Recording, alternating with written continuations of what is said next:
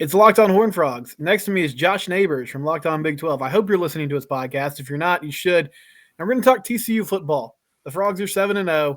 They surprised both of us. I think they maybe surprised Josh a little bit more. We'll discuss that next on Locked On Horn Frogs.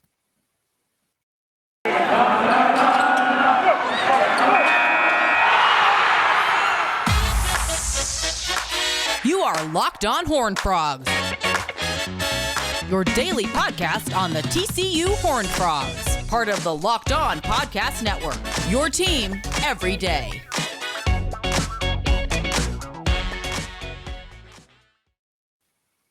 So next to me in the box here is Josh Neighbors from Locked On Big 12. He also does a daily podcast. He has a YouTube channel, and you should subscribe to it wherever you get your podcast on YouTube, because he talks TCU, he talks the Big 12, talks more big picture stuff, and also like covers the whole conference. So if on a Monday you're like, man, I also want to hear about that, Texas Oklahoma State game. Well, go to Josh's channel, check that out. He'll be breaking it down.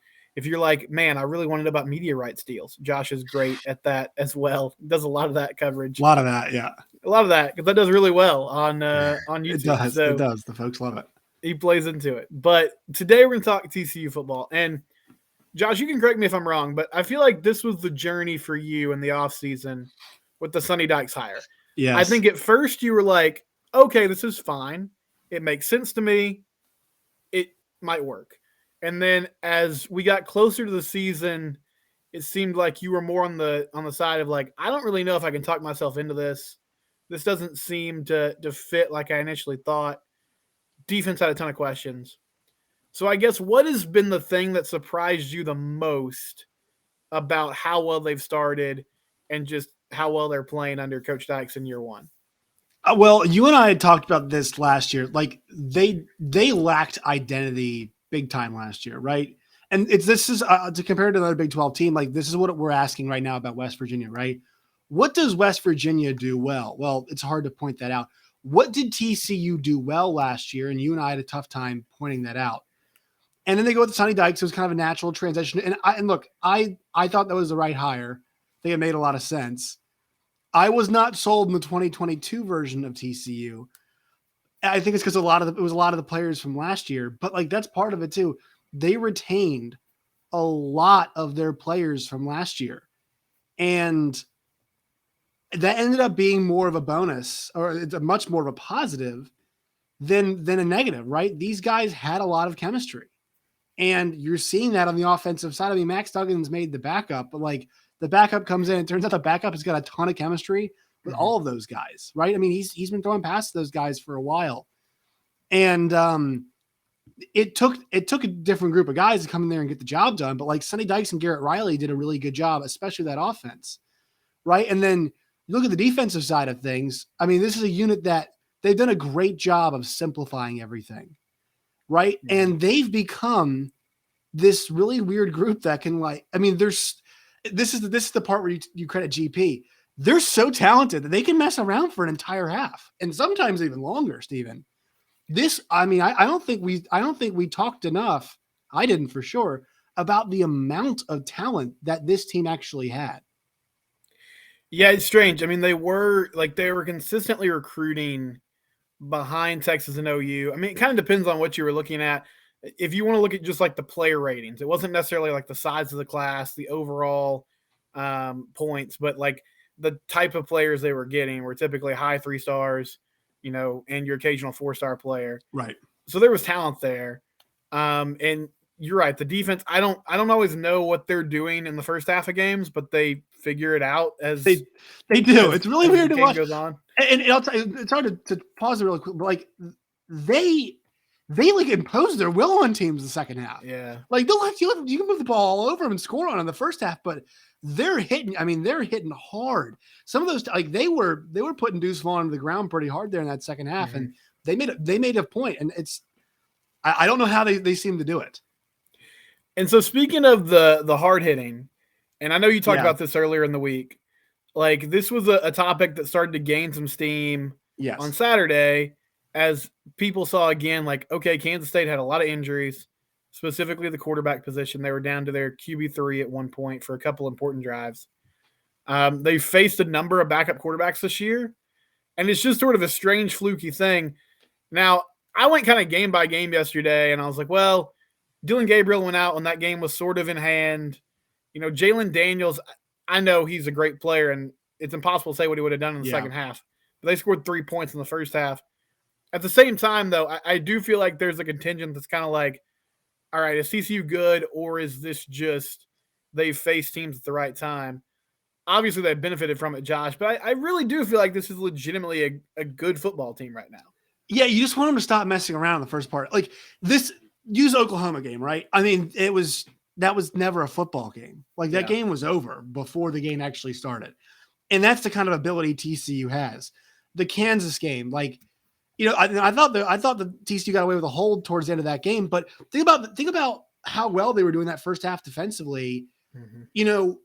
Jason Bean comes in, he's throwing rockets all over the field. Like he's throwing these, and the interception was horrible, but I mean, he's throwing these pinpoint passes. Like that was kind of what the doctor ordered against that TCU defense that day, right? That was, I mean, they kept scoring over and over and over again. So it wasn't like they got really poor play out of Jason Bean. And then you go ahead and Spencer Sanders was injured, but also he won a game last week when he was injured. So it's not like the guy's, I think he's an amazing player. And so okay, there's that. And then this week it happens, but what does TCU do? Like they eventually turned on the Jets. That's the thing is this group is so talented. I knew that game was over this week. And this is not me, this is not me lying. I was texting with some people. I said, game's over. Score, halftime, score again. Backup quarterback comes in the field on the road after a 14-point swing. And we've seen TCU do this before. You knew how it was going to go. Now, I actually thought they could have scored more at the end of that game to run it up and didn't think they execute well enough. But that's the big thing for TCU is like, we did not sell how talented this group is. And that's on defense too. We didn't sell that enough, I don't think, coming into the year. And they're showing that. That's why, Steven, I think they can turn on the Jets like that. Like good teams can do that, but TCU will bury you. They will absolutely bury teams sometimes with the way that they can play.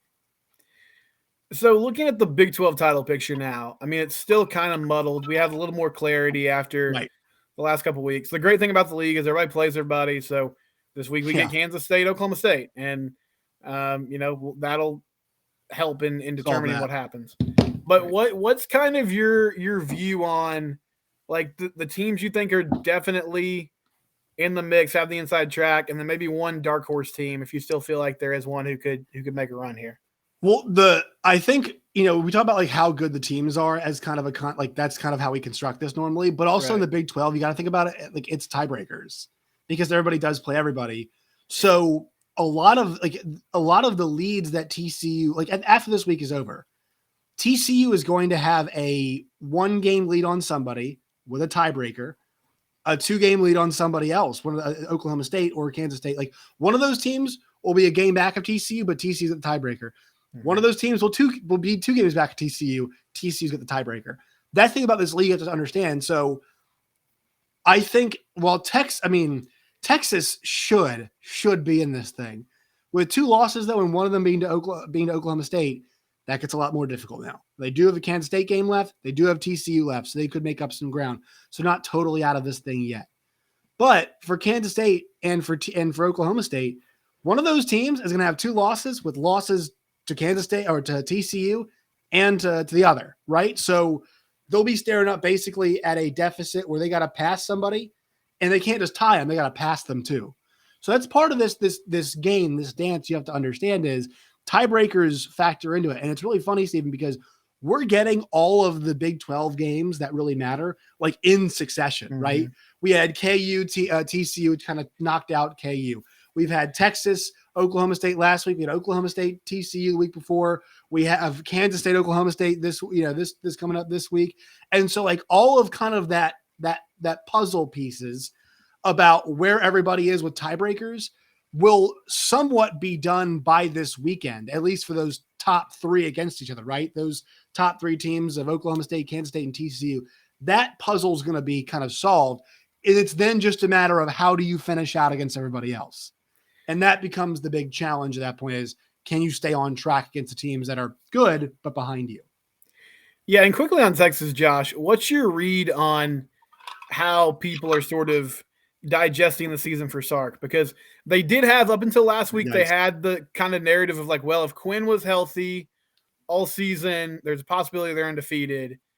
So, I mean, I guess things are still in front of them, but is it now shifting towards like disappointing, or is there still a chance for them to kind of make this up? So it's funny. Somebody asked me the other day, would you rather be Oklahoma right now or Texas? And it's a really interesting question, because I think the default, a lot of people think, is Oklahoma with how good they've been. But you look at what's happened to Sark, Steven. When was the last time Texas has been blown out? Have they been like, I don't think that they've ever been blown out under Steve Sarkisian. No, and I can't think of a game. I mean, there are games that were 2 scores in the end of the game eventually, right? But they've never been blown out, it feels like, under Sark. And so, there are some embarrassing results for the Kansas result, but like that was triple overtime.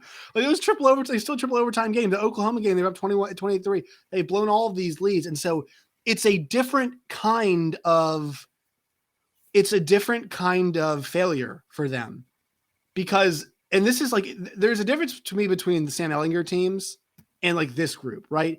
You saw the Bijan Robinson touchdown run the other day. He had a guy try to tackle behind him, then cut up field and was gone. So he's like tripping, cutting, and then exploding. Like he's different. Having Roschon Johnson behind him, that's different. Having Xavier Worthy out there and Jatavian Sanders out there, like there's talent, and the trigger man Quinn Ewers, and then there's, oh my God, talent. And the good thing for them is they're so good on script. We saw it against Alabama. We saw it in the first half against West Virginia. We saw it against Oklahoma at times. Oklahoma State, it was bad. The pick in the beginning was really bad, but then they got right back on track. And it's just when things have to keep going. I mean, it's just, for me, you have to give this thing time, because they're so close to winning so many of these games, and the recruiting continues to be so good. But people forget, Steven, that was Quinn Ewers' first road game. And the game before he played against Iowa State, that was his first full 4 quarters as quarterback. So there are all these factors that go into this. It's on Sark. Yeah, sure. They've got a ton of talent. They don't get blown out. Yeah, sure. They got a younger quarterback. Sure. I mean, like, it's all of this stuff together.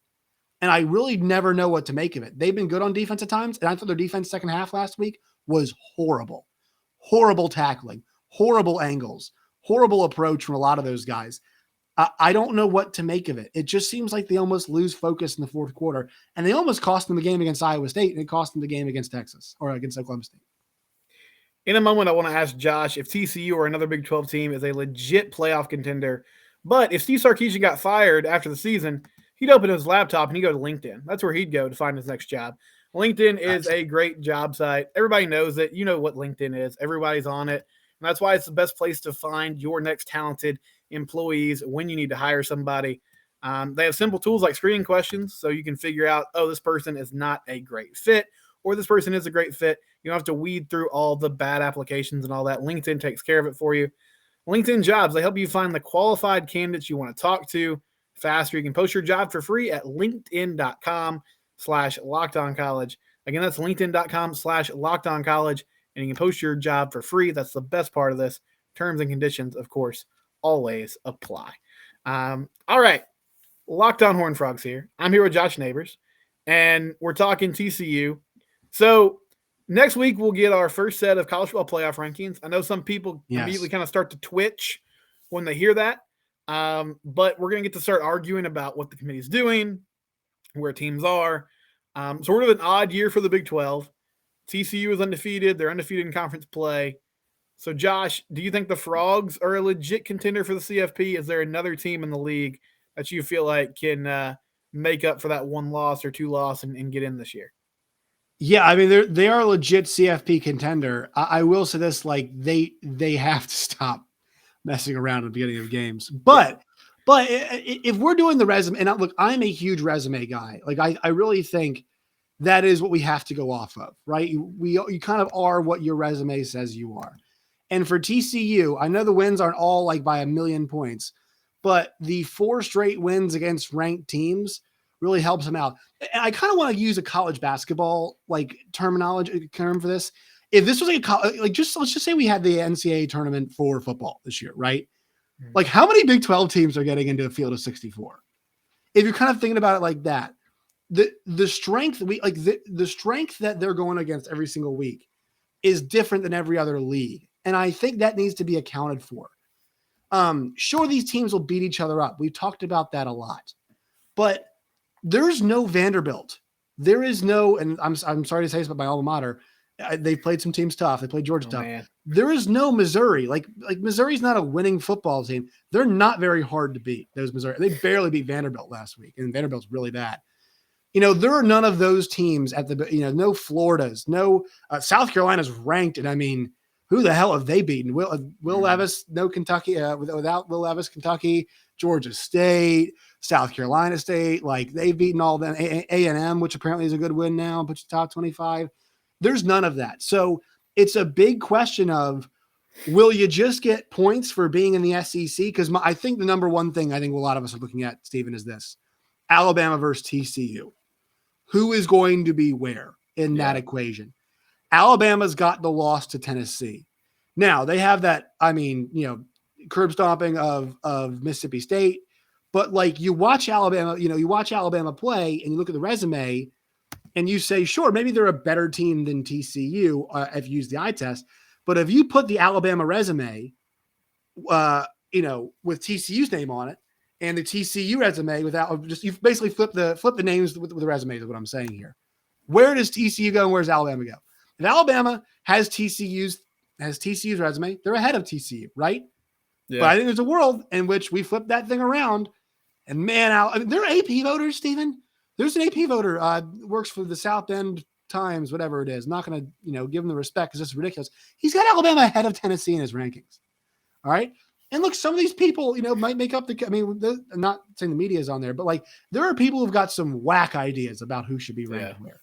So TCU right now, squarely in the hunt. I think if they play, I'm not sure about them playing a top 4 team. Not sure how well that would go. They've got talent to hang with some of those teams. I think they'd lose though. But if they played at Clemson, I think it's a really good close game. That's what we're talking about right now. They're not all the way up in the top 4 just yet, but they should be number 6 right behind Clemson. I think Clemson's actually got a pretty decent resume in my opinion too. So I think they should be right behind Clemson, and they're definitely a contender at this point. Yeah, that's sort of where I'm at. It's the age-old question of like, would you rather maybe win a conference title, go to a New Year's Six game and play really well, or risk playing the number 1 team in the country and getting exposed, on a big stage? I want to go. I want to go to the playoff. I want to go too. Like it's just there's such a short list of teams that get to say they've been to the playoff, and I think especially for TCU, much like the Rose Bowl, it would just be one of those things that like they could hold on to forever. Like maybe the first team out of the Big 12 not named Oklahoma to be a college ball playoff team. That's true, and the recruiting upswing would probably be huge in that regard. Yes, it would be. All right, so this quarterback, and we kind of made the joke earlier. He's technically the backup to start the season. Max Duggan has come in and taken over. And like the Heisman discussion to me, I think he's in the mix. I feel like that's kind of a boring topic though. So I wanted to go a different direction with you today. I was trying to think, like there are definitely quarterbacks in college football who have had like a rough season and then a bounce back. One guy that came to mind for me was Trayvon Boykin at TCU. Had a really weird year in 2013. Like he was splitting time with Casey Paul Hall, ends up just, taking over in 2014 and 2015 as the unquestioned starter. I can't really think of a comp from like just the standpoint of like a career where you have Max, who's a 3-year starter, now a 4-year starter.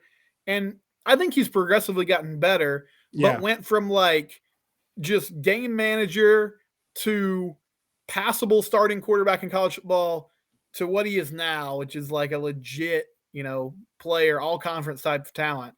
I can't really, nothing comes to mind that matches that sort of journey for me, Josh. It's strange. He's the inverse of a lot of quarterbacks, right? So what is the deal with a lot of college quarterbacks? Like they can't throw the ball downfield. Their offenses aren't explosive, and it's a massive, and there are guys who are exceptions, but like that's predominantly what you see, right? Yeah. You and I talked last year. We're like, it's 75-yard runs, it's 60-yard bombs to Quentin Johnston, and what else are we doing here? Like, there's nothing else in between. And I think a big part of this is the play calling to me. And also, here, I'll be honest, Steven, like I've had some thoughts about TC's play calling. It's been like bad at certain parts of the games. There are games where it's just, I'm not sure if you know this, they'll just stop running the football. And it's like, we're going for 6 yards a pop. Why aren't we just running the rock with Miller? I don't know why Garrett Riley is like obsessed with establishing the screen game, but like for 3 straight weeks, it was just like the script, the first 25, the scripted plays, it was like, we have 7, wide receiver screens that we're trying to just get the ball to the outside, and they weren't working. You're right. It's odd at times. There's been, so it's like Darius Davis has not touched the ball. So it's 1 first down, next first down, 2nd and 5. It's like, okay, we get it. You want to feed him the rock, like make him feel included. Sure. But there is such an emphasis, like you mentioned the screen game. There's a big emphasis on this offense, not only in explosive plays because they've hit a bunch of those, but Garrett Riley's recognized how athletic these dudes are. Like Davis is, he's a burner, man. That guy, you saw it last week. You see, he gets anywhere near a sideline, you're in some serious trouble. You better get him out of there because he runs that thing like nobody else in the league, I don't think right now. So for me, like, I think it's this really good job of emphasizing like Max this, and I think it's a reason why he wasn't the starter. You and I had talked about this. He's still not great at the intermediate throws, but a lot of their offense, you saw in the Kansas game, I thought this was a really good game where they did this. A whole lot of like Quentin Johnston basically being Tim Duncan, right? And like posting up, throwing me the ball. And he has that really good drop step that he does where he basically sees the defense and he hits it and goes. He's become really good at hitting those. He's not perfect, but I think it goes back to the relationship. Like those guys have confidence that he's going to hit them. He's going to hit them at some point in time. And then also too, I thought he's really good at using those legs to pick up big first downs. We saw he can be very explosive in that running game. He's not quite the shifter or mover at Jalen Daniels is, right? But he's actually a pretty like nimble runner. He's a very good runner too. Kind of a Daniel Jones type runner. I hate to do it the white quarterback thing, but like you watch him run, it's like, how is this guy this fast? But also it looks really clunky at times. So I think it's just one of those deals. This happens in college basketball all the time. Like guys just get really old and they get really good. You know what I mean? Like I think we're going to see a good example for y'all this year. Mike Miles is a guy who's like, that guy's been really good. Just he's been in college basketball for a long time. He's still on the team, right? He's coming back. Yeah, exactly. Yeah. Like it just, that stuff happens. I think he got old. And even when he got old, like he didn't win the job, but he's played so much football that like wasn't a big deal when he came in and he knew what to do.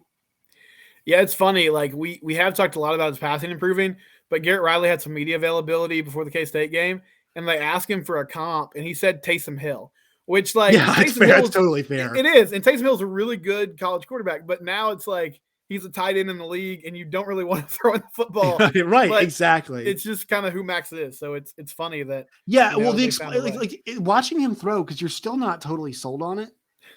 But you saw like that dart he threw to, I think it was Tay Barber in the KU game. Like he basically shoved it into Tay Barber's chest on that throw. And you're like, man, like this guy's a good downfield thrower. And as long as he can distribute in the short game and the running's just going to be there, he's pretty good escaping. Like this thing's going to hum. It's going to hum. It's just for the entire offense too. It's more of a 4 quarters consistency type deal now. You've been listening and watching this, and you've been saying to yourself, I want to know where to get more of Josh's take. So I'll let you hear that in a minute. Before we go, though, do want to mention one of our other great sponsors, Sweat Block. So something embarrassing about me, I sweat a lot. That's just who I am. Yeah, Josh, he's the same. And if you're someone who sweats a lot, you know that anxiety of like being at an event, if you have to dress up and you're sort of thinking the whole time, like, man, I really hope I'm not sweating right now. And then the anxiety makes you sweat more. And so you're always sort of watching. And that's why Sweat Block is, a great product to have, because it's going to help you stay dry. It's going to help you have the confidence to go about your day, go about your event, and not worry about it. Sweat Block gives you the confidence to wear what you want without embarrassing underarm sweat. Nobody wants that. And the Sweat Block wipes, well, they're featured and tested on the Rachel Ray Show. So that's exciting. If someone you love is experiencing embarrassing sweat, or you're in that camp, try Sweat Block. Save 20% off with the promo code LOCKEDON on sweatblock.com. They're also available on Amazon, along with, everything else in the world. So that's cool. All right, Josh Neighbors, thank you so much for doing this, sir. Yeah. Where can people find your work and all of its variety? You guys can find me on Twitter at @JoshNeighbors_. You can find the show at LO Big 12 on Twitter as well. Locked On Big 12 is available on YouTube and wherever you get your podcasts as well. So Stitcher, Spotify, Apple Podcast, all of those places. Please subscribe. We're trying to get to 2,500 subscribers, and we're being really positive about TCU right now. People are claiming they're my favorite team in the league, although I picked against them as early as the game against SMU. I picked against them in that game. I've 180'd. I've learned, and you all should come watch my content. Watch my growing process live. We love it. Yeah. Subscribe to Locked On Big 12. Subscribe to Locked On Horned Frogs. Yes. We are Locked On Horned Frogs, part of the Locked On Podcast Network, your team every day.